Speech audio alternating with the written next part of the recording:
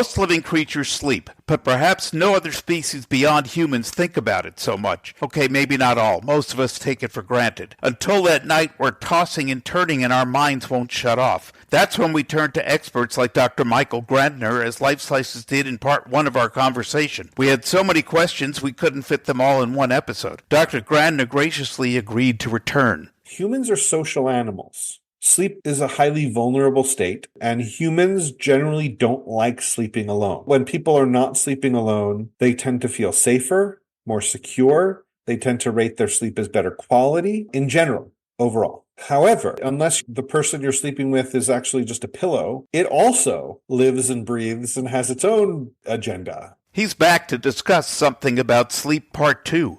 I'm Steve Fisher, and this is Lifeslices.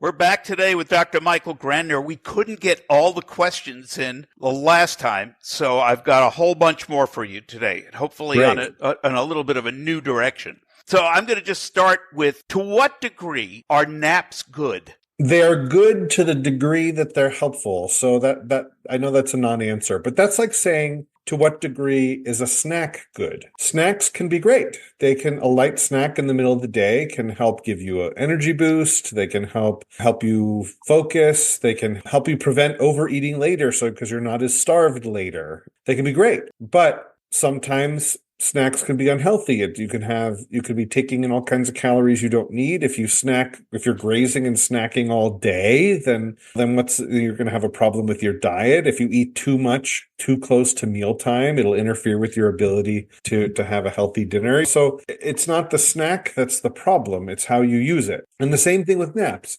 Naps are sleep. Sleep is good. Humans figured out napping thousands of years ago, that it's actually a good thing, that a nap in the middle of the day can be a great way to improve energy, improve focus, improve memory, cognition, improve physical performance, mental performance, improves metabolism, improves immune function. Naps are great, but they can backfire. If you're napping because you're exhausted, it's possible that your reason for napping isn't really to promote a benefit, but it's to stave off a negative consequence of having poor sleep at night, in which case you're not fixing the problem by doing so. What are the best practices for naps? Because I've heard various different time lengths and stuff. Yeah, so what you want, ideal time for napping is as close to the middle of the day as possible. You want to be far enough into your day where you have enough sleep pressure to discharge, but not so late into your day that you're interfering with your ability to have enough sleep pressure for bedtime. So middle of the day, earlier in the middle of the day is even better. And you don't want it to be too long. So if you've ever woken up from a nap and felt exhausted, you actually probably napped too long. So when you first fall asleep, you start in a very light sleep stage, and you gradually go through light stage 1 into stage 2 into stage 3, which is the very deep and restorative sleep. You generally hang out there for a little bit until you come back into REM sleep, which is also light sleep. And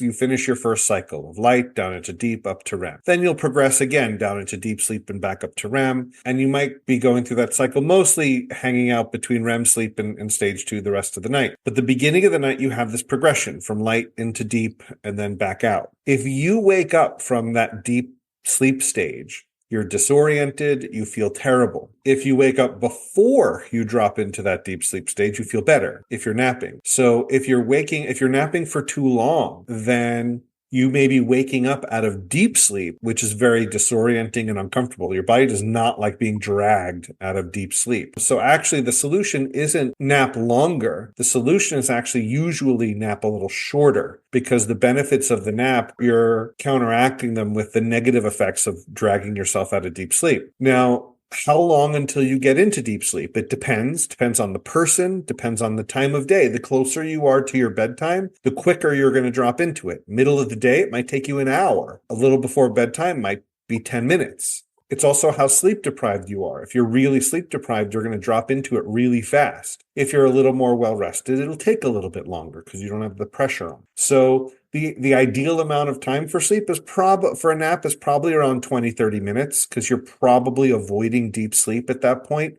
but you're getting enough of the benefits. So that's what I would call a power nap. A power nap is where the nap begins and ends before you even drop into deep sleep. So you get all the benefits of the nap and you get none of the downsides of being dragged out of deep sleep. Now, if you do enter deep sleep in a nap, it's best to just wait till you're done. Go through a full cycle. Normally at night, that takes about an hour and a half. About 90 minutes, anywhere between 80 and 100 minutes is pretty typical. But remember, the amount of time it takes to get into the deep sleep varies by time of day. So if you're taking a nap in the middle of the day, what would be a 90-minute cycle might end up being 2 hours or longer because of the extra time it took to get into the deep sleep to begin with. I call that a sleep replacement nap because it's kind of like a meal replacement shake, where no one's going to look at it and think it's a real meal. No one's being fooled by that. But at the same time, it does the trick in a pinch. It does have real nutrition in it, and it can be a substitute, even if it's not a great substitute. If you're a shift worker, if you were up late last night and you're sleep deprived, a sleep replacement nap where you actually take a few hours out in the middle of the day to nap could be fine, unless it's interfering with your sleep the next night, in which case you're not solving any problems there. So this is more unusual. I wouldn't often recommend a sleep replacement nap unless you're like a shift worker or something. So you have a power nap, you have the sleep replacement naps, and then the third kind of nap is sort of the accidental nap.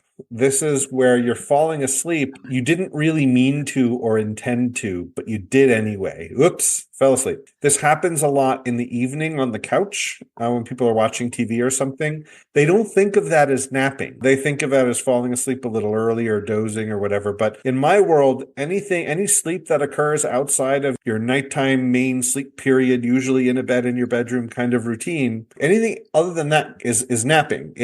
It's sort of like if you're not sitting down to eat your meal, it's a snack. The problem is with nodding off at the couch is what often happens is people are nodding off on the couch and their body wants to go to sleep, but they want to watch the end of the show or whatever. But then they get into bed and can't fall asleep. Sometimes it's because you got that little bit of sleep on the couch. You just had a snack right before dinner and now it upsets your appetite. And so now you don't have the appetite you had. The same thing happens with sleep. It relieves a bunch of it's sort of like your pressure was building in this balloon to get you to sleep. And then you just let a bunch of the air out right away. Even if it's for a few seconds, take a balloon that's full. Within a few seconds, a lot of air is gone already. The more pressure there is, the faster the air is going to get pushed out. So if you're really sleepy and nodding off on the couch, you're actually getting rid of a lot of sleep pressure before getting into bed. And then that can even create insomnia. Not to mention you missed the end of the TV show.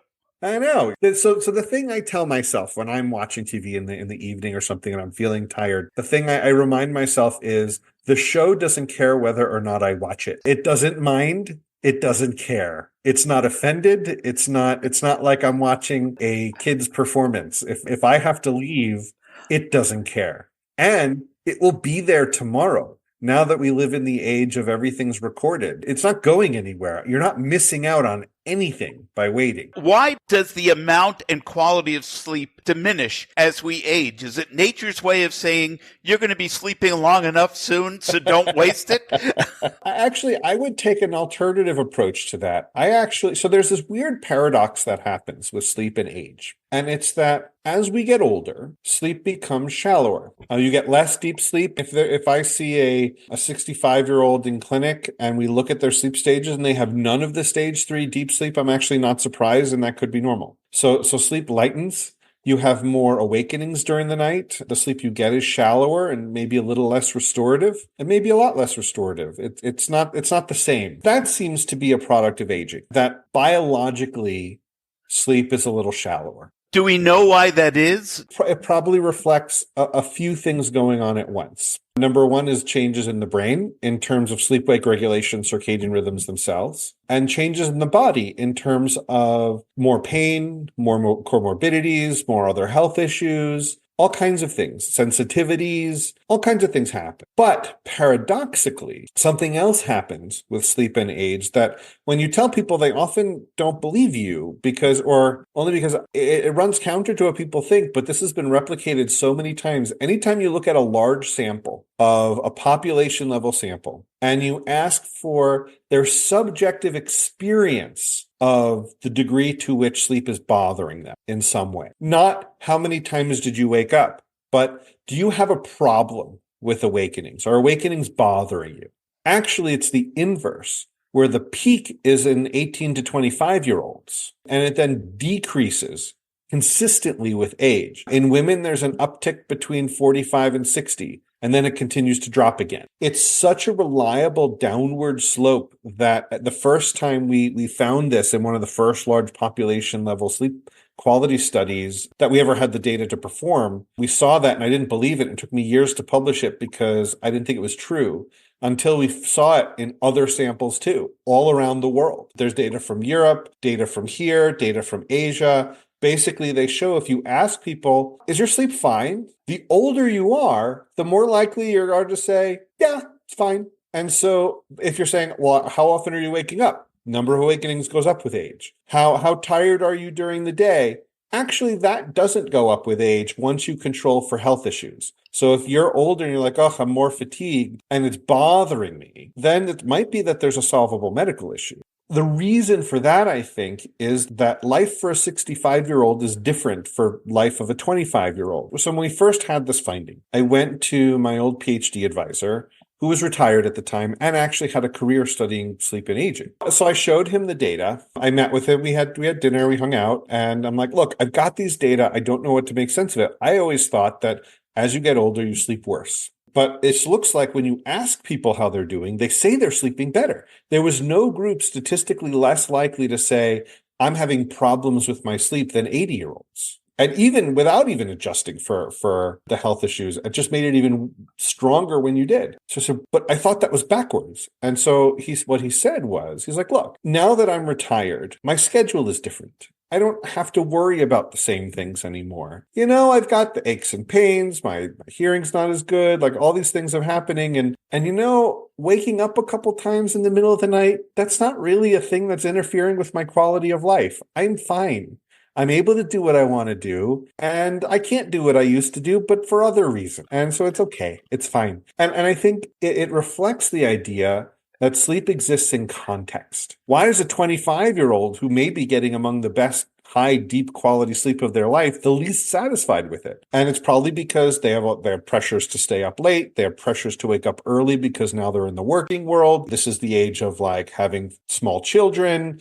Small children are walking, pooping sleep disorders. And so there's all kinds of contextual things going on. The other thing that's really interesting with aging and sleep is that even if sleep is worse when you're older, it seems to matter less. So for example, we know that people who get less sleep are more likely to gain weight, get high blood pressure, become diabetic, etc. Unless you're over 65, in which case the correlation becomes almost non-existent. And at first, again, it was very surprising when we started publishing this and other people started finding the same thing. At first, the thinking was, wait, that's wrong. Why is that? Why is it that way? That's backwards. But then we realized, oh, wait, that's obvious.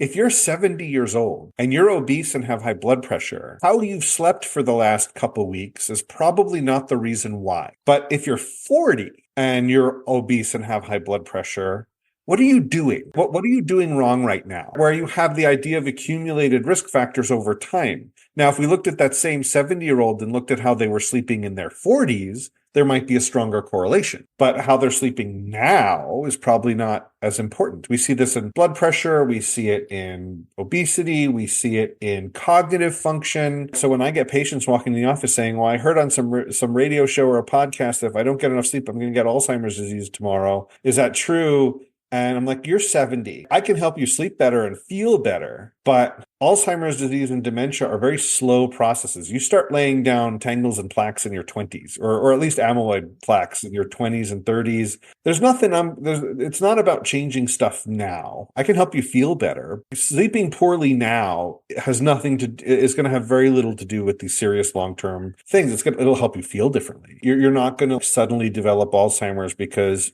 since you've been older and you have these other health issues, your sleep's kind of fallen apart. That could be a sign that there's other health issues you need to take care of. But if it's not, I wouldn't worry about it as much. There's a great study that came out. It came out a long time ago now, but it was in a lab where they sleep deprived people. It was younger people and older people. And I love the study because what it showed was both groups rated their level of impairment about the same after sleep deprivation. But the older group actually slightly overestimated how impaired they actually were. When they were asked how impaired they were, and then they were tested how impaired they were, the older people actually slightly overestimated how impaired. They weren't actually quite as bad as they thought they were, where the younger people dramatically underestimated how impaired they were.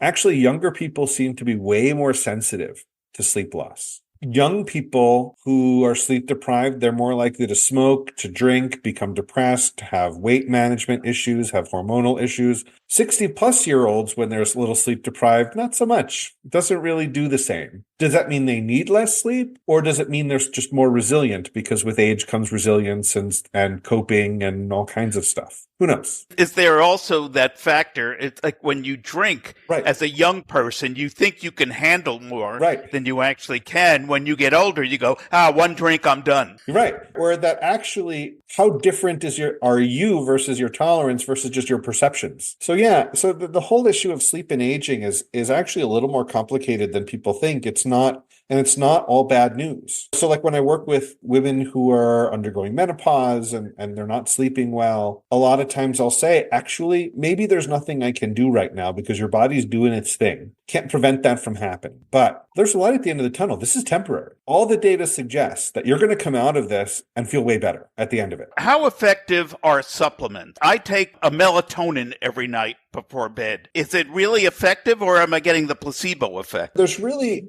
three categories of supplements. One is melatonin, which is in a category all in itself. Another are supplements that have sedating properties or calming properties.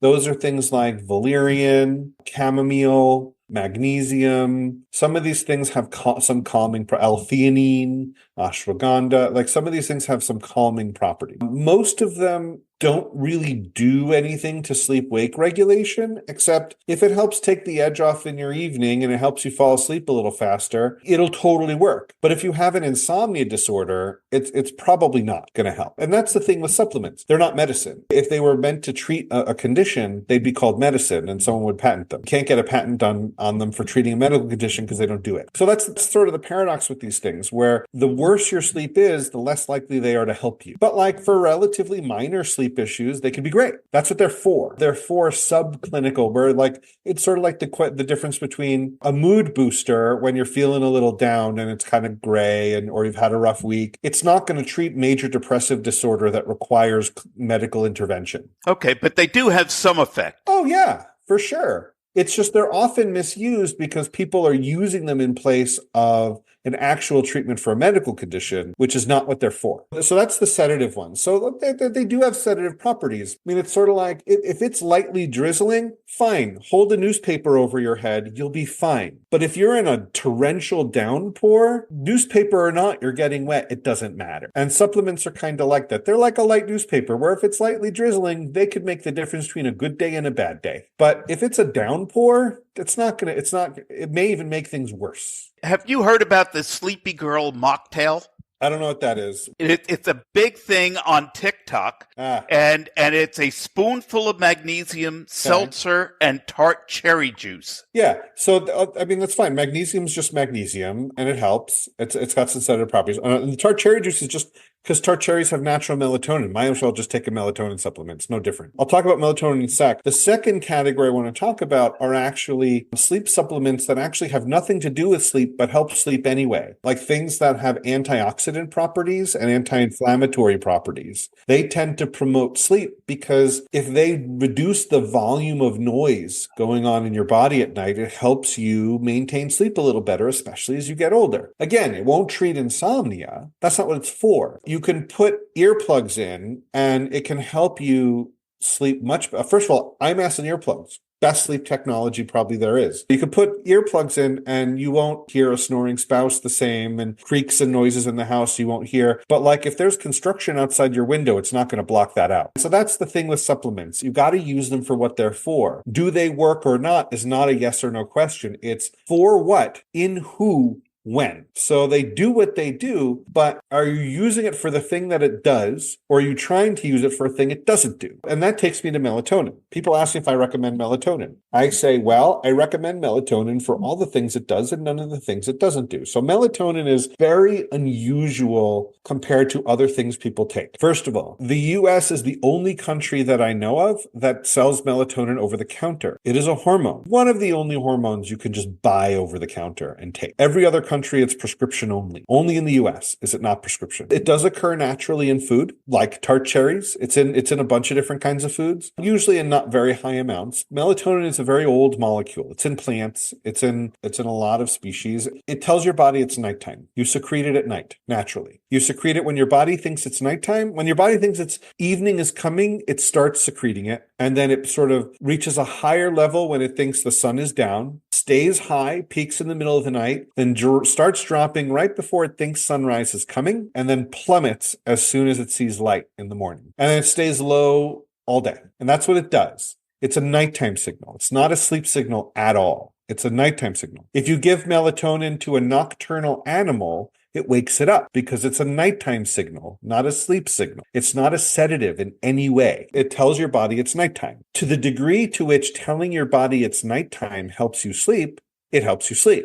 So for that reason, it's actually a terrible treatment for insomnia. It almost never works for insomnia because people with insomnia, their body already knows it's nighttime. They still can't sleep. Telling your body it's nighttime, your body's like, yeah, I know, I still can't sleep. Stop reminding me. So that's why it doesn't work for almost any case of insomnia, because that's not the issue with insomnia. Is it that your body doesn't know it's nighttime? The other thing about melatonin that people don't understand. So A, it's not a sedative. B, dosing in melatonin is not what people think. It's not like the more you take, the more effect it has. If your body knows it's nighttime, more melatonin doesn't make it know it's nighttime more. And so it's just a signal. Giving yourself some melatonin in the middle of the day as you're going about your day, it's not going to do very much because your body knows it's not nighttime. Taking it later at night, when your body already knows it's nighttime, doesn't do much either. Taking it in the evening at the inflection point actually is where it's most effective. Or if you want to stay up later, taking it first thing as you wake up in the morning, like so older people who are like, oh, I can't stay awake past 7, 8 o'clock at night, but I want to, take your melatonin as soon as you wake up, where it prolongs the nighttime so the day doesn't start till a little bit later and starts shifting you a little bit later. And also the dosing, it's not more is better. Actually, if you take a blind person who has no light perception, because of that, their rhythms start getting dysregulated. If you want to regularize their rhythms by sending a nighttime signal when you want it to be, and you can't use light, you can use melatonin as a darkness signal. 0.5 milligram of melatonin is all it takes to fix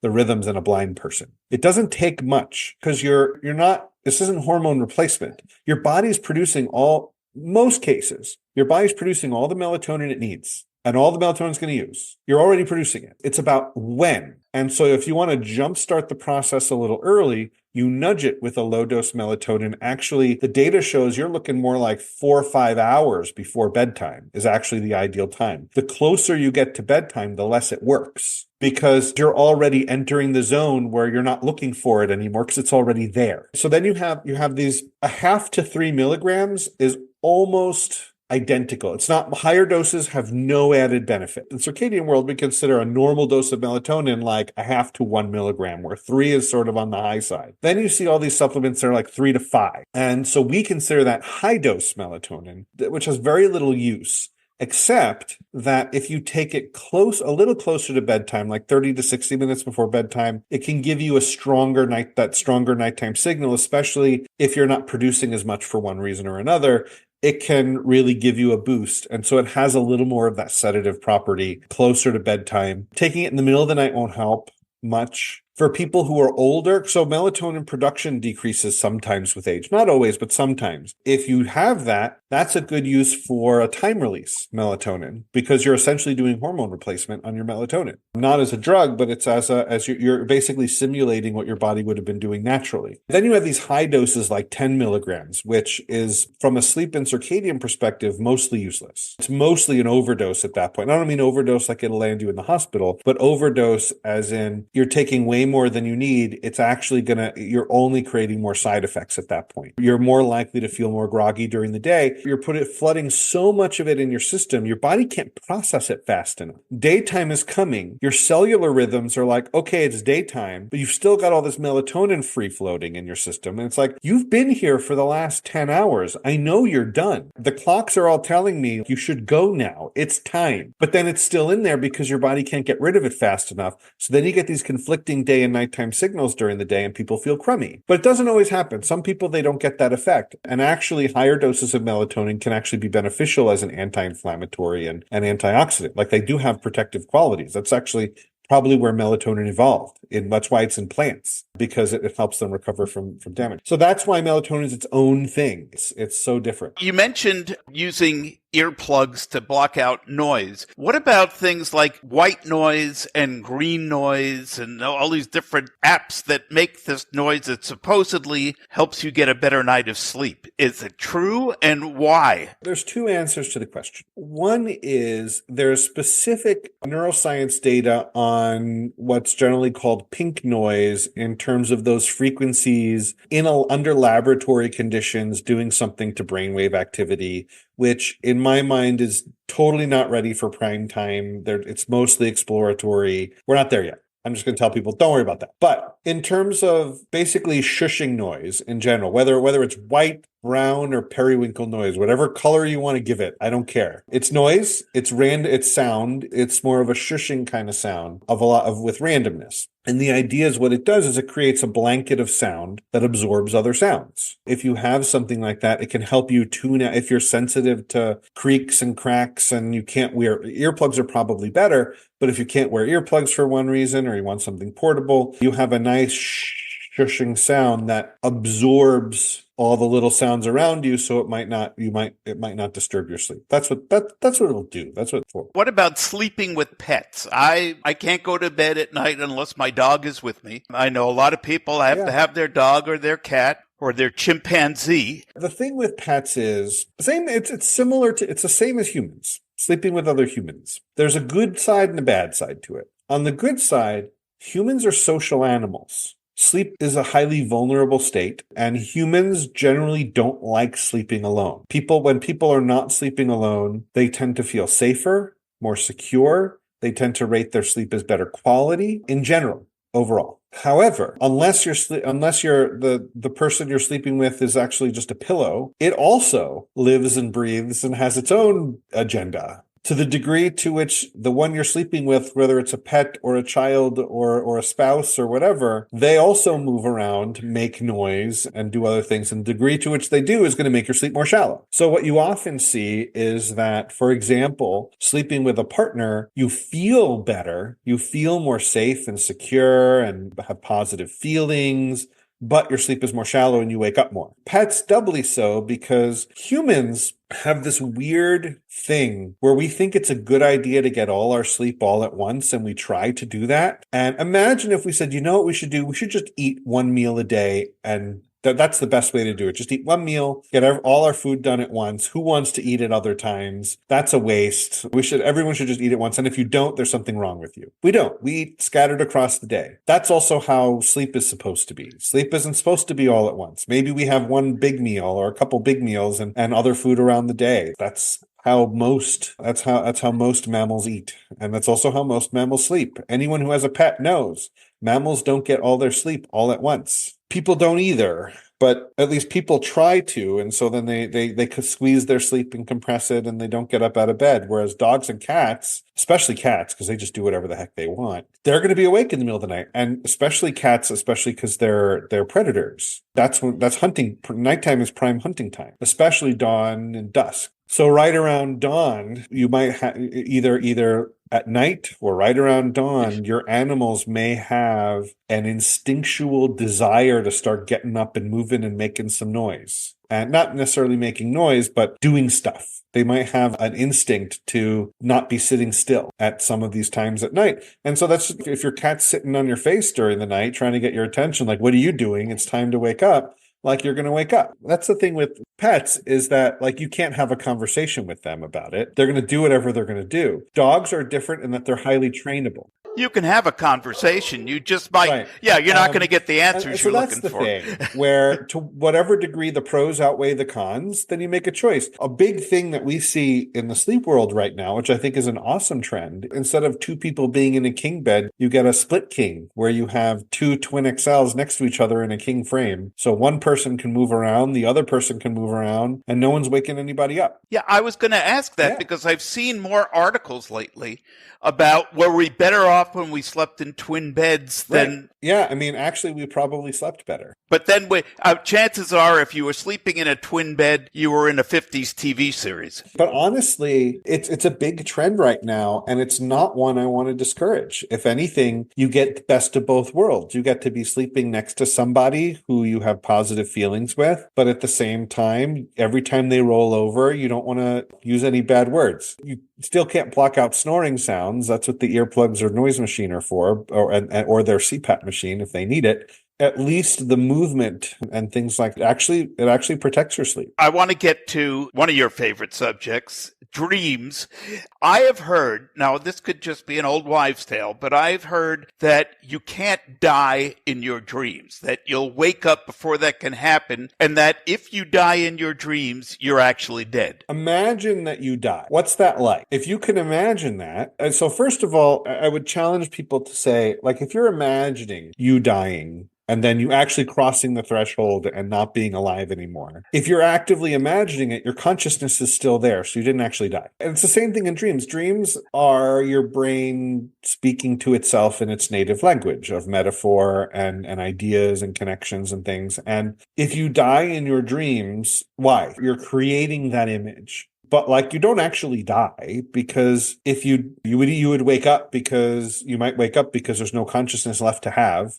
Or you would remain conscious, in which case you're not actually dead in your dream. And that's not what death is. Your brain isn't still functioning. You're not still thinking and you're not still experiencing things. Well, we don't really know what death actually is. Right. Who knows? And because we don't know, all we have is our own imagination. And our own imagination can only go so far. We can't imagine things we can't imagine. We can't imagine things that are not in our vocabulary. And in dreams, we don't feel the need to. We just imagine whatever is closest, and it's kind of like that. And that's the best we got, and we don't care because we're not judging ourselves in our dreams. We come up with the best we can and we run with it. That whole thing, it's sort of like, I don't worry about it. If people have dreams where they die in them, there's nothing medically problematic about that. It's just an idea you're having. There's nothing wrong with an idea. You're exploring ideas. It's probably a metaphor of like, it's like you were dying. Well, what does that mean? And it could mean something different for every person. Will you die in real life? No. To whatever degree you're experiencing something in a dream, you're not going to like become diabetic in real life if you believe you're diabetic in a dream. Like, it doesn't work that way. In your dreams, you do think they're real, so you react in the same way as you would. It's more like in your dream, if you tell yourself to run, you will be sending instructions to your legs, but your legs are paralyzed, so you can't actually act out your dream. You might twitch a little bit, but the paralysis takes over and you can't move. And if you get worked up, you want your heart rate to start racing and your breathing to start increasing because you're running from something.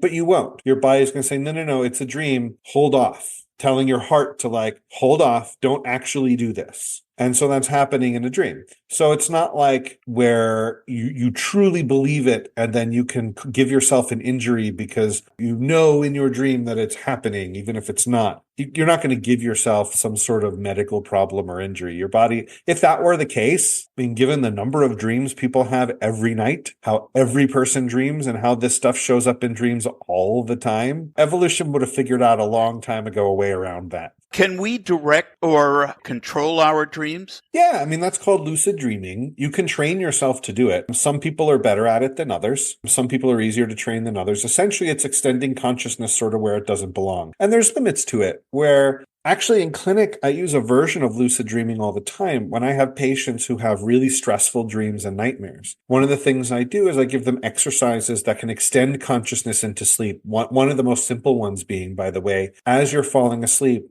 never stop paying attention to what's in your mind as you're crossing that threshold, where it trains you to sort of maintain that consciousness in that hypnagogic state as you're falling asleep, for example. And then as soon as you wake up, ask yourself if you were dreaming and what it was and write it down. Like, so you get engaged with it a little more. Don't be so passive about it. And you start noticing it a little more. For example, that's as one way to do it. But eventually there's different ways to teach people to lucid dream a little bit. And when people have distressing dreams and nightmares, one of the simplest techniques with lucid dreaming you can do is have an eject button, where if you're in a dream, you're like, I'm having a dream right now. I don't want to have this dream. Eject. And you wake up. You can escape. Where there is no eject button. You just made one. Like, there it is, right there. I'm hitting eject. I'm pulling the plug. I'm pulling the cord. Like, whatever it is in your dream, it's like you're out. That's a form of lucid dreaming. You're not like creating whole realities or anything. You're just recognizing the dream exists and saying, nope, I'm out.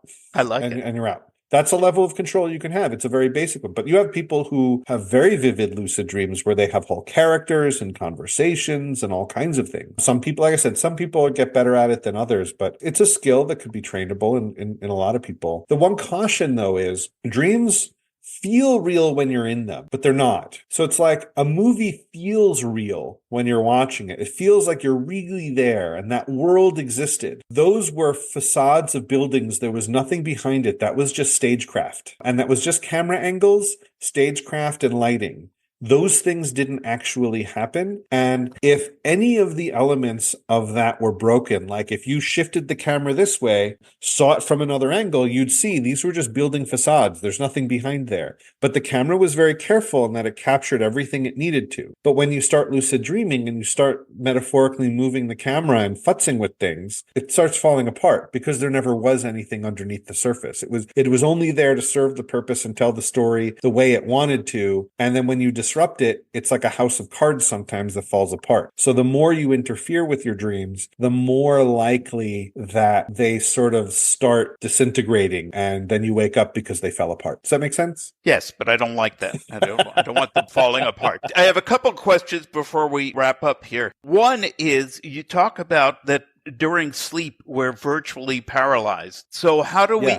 During REM sleep. So how do we explain sleepwalking? Right. Sleepwalking occurs in stage 3. It occurs in non-REM sleep. It occurs in that very deep sleep stage where the thinking parts of your brain are largely offline. You're not dreaming. There's almost no mental activity. I mean, there's not none, but there's almost no thinking activity going on. You're not acting out a dream at all. Actually, what you're doing during sleepwalking, and sleepwalking is under an umbrella of things we call parasomnias. So para meaning like parallel. It's not insomnia where you're like not asleep, but it's not part of sleep either. You're kind of asleep, but you're also kind of not asleep. That's why it's called a parasomnia. It's parallel to sleep. It's not actually sleep, but it's not separate from, it's not a departure from it either. It's parallel. It's a parasomnia. So parasomnias include sleepwalking, but also basically when you're doing stuff in non-REM sleep, when there's really no instruction to do anything. You're supposed to just be lying there. You're not really thinking. You're supposed to be sleeping, but some program gets run to engage in some behavior. So the code gets run and nothing suppresses it. It's supposed to be suppressed. So it could be talking, could be walking, could be anything you could do when you're awake, you can do as a parasomnia. There's some people who eat. There's even a version where people engage in sexual activity as a form of sleepwalking, where they're not aware it's happening. Your eyes are open. When you're sleepwalking, your eyes are open. You see just fine. You can hear. You can engage with the environment. You can speak. You're on a kind of automatic where it's sort of like, you know how if you drive to work every day, and sometimes there's that period of time where you're like, I actually wasn't aware of driving for the last 5 minutes, but your eyes were seeing, your ears were hearing, and if someone jumped out in front of the road, you'd slam on the brakes. Your reaction time might be slowed, but you were in an altered state of consciousness for a little while. You were safe. You were fine. But you were going on automatic. That's sort of what like sleepwalking is. When you're going on automatic, you're not like having dramatic debates about the nature of reality and thinking very deeply about anything. You're just sort of doop-de-doop-de-doop moving along. If you're talking, you're not paying attention to what you're saying. It may or may not mean anything. What people will do is they'll wake up. Sometimes when they're sleepwalking, they'll wake up, they'll see someone sitting on the couch. They'll say, hey, what are you doing? I'm kind of tired. And then they go to the bathroom and then they get a drink of water and go back to bed. Except the problem with sleepwalking is you're not really all there. So sometimes when you're walking into the living room, you're actually walking into the kitchen. And sometimes when you're going to the bathroom, going to pee in the bathroom, you're actually peeing in the closet. And maybe when you're going through the door back into your room, you accidentally walk out the window. Oh. That's the problem with Yeah, that's not sleepwalking, good. because you're not all there. Same thing with sleep talking. You can have a conversation with someone who's sleep talking. They can hear you. They don't really know what they're saying, and it may make no sense, or maybe it might make a little bit of sense if it didn't require much thought. The other thing to know about sleepwalking is it's common in kids. It has to do with brain development. There's a part of your frontal lobes that suppresses this. This is old code that's running when it shouldn't. We have new code on top of it that shuts it down. But there's a period of brain development so night terrors. Night terrors are actually a form of sleepwalking. They happen in the first half of the night. Kids can be up and screaming, running around the house. No memory for the event.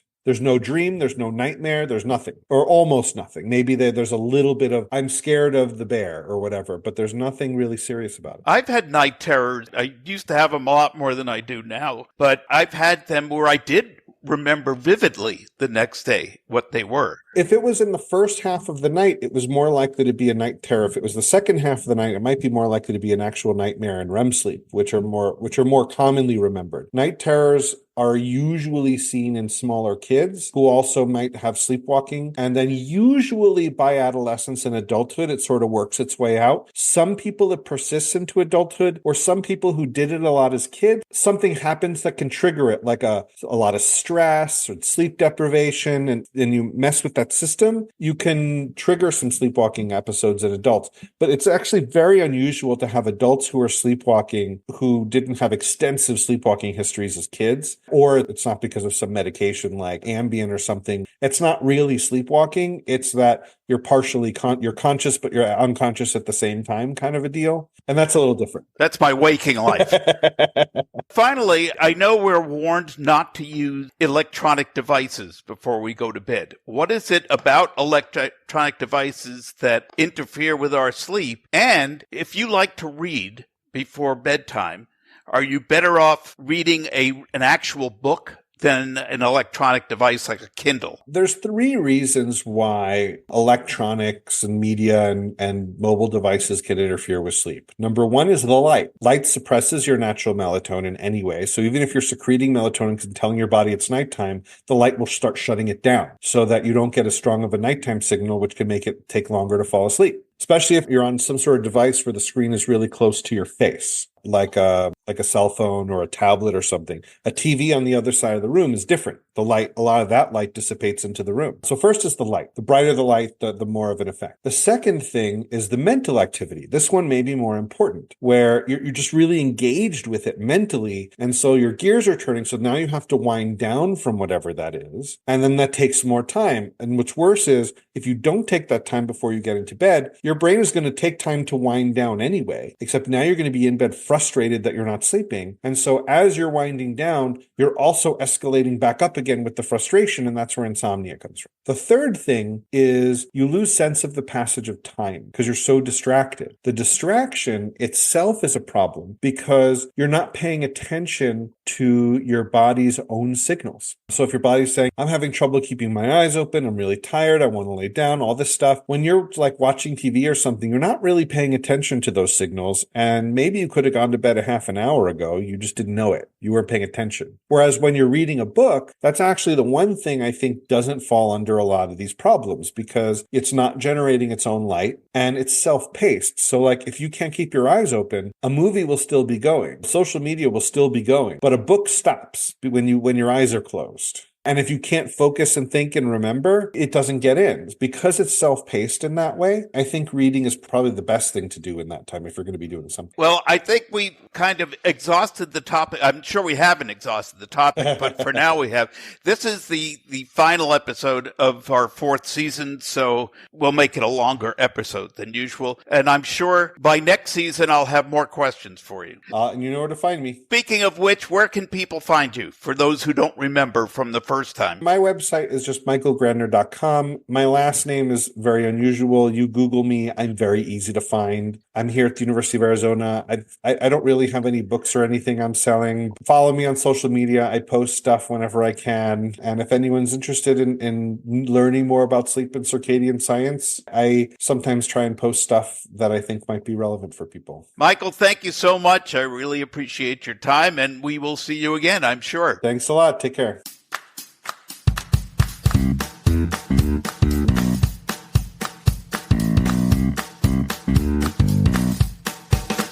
My thanks to Dr. Michael Grandner for giving so much waking time to Lifeslices. Sleep is great for so much.